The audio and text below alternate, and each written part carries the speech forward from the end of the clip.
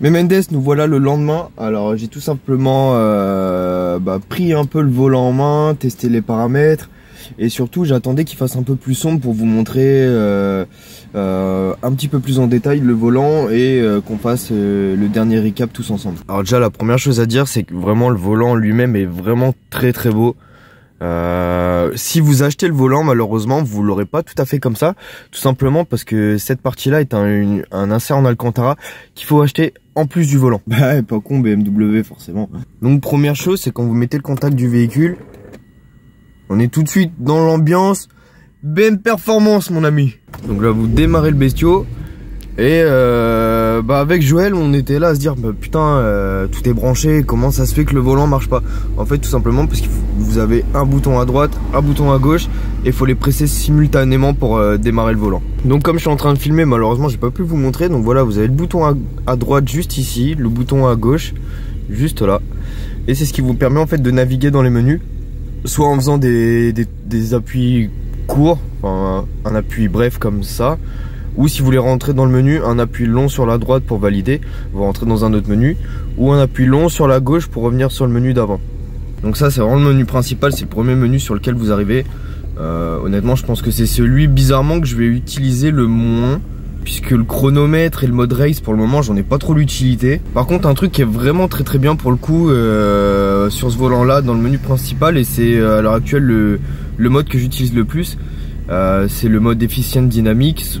Tout simplement parce qu'en fait quand vous appuyez, vous avez les températures température d'eau et température d'huile de la voiture. Donc ça je trouve que c'est toujours pas mal d'avoir un visu dessus, surtout lorsque vous avez un peu de chevaux et une petite prépa. Donc on va aller directement dans le menu qui je pense nous intéresse le plus.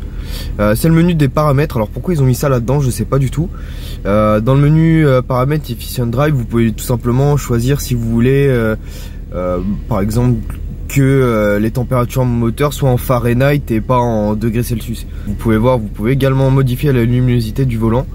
Donc ça c'est plutôt cool, surtout pour les gens qui ont les yeux soit fragiles, soit qui veulent pas avoir un truc qui flash, ou au contraire pour les gens qui aiment avoir un truc qui tabasse les yeux.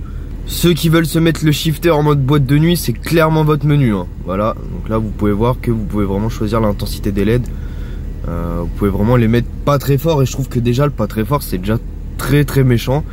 Comme vous pouvez les mettre au max, et là je trouve que c'est vraiment un petit peu abuse.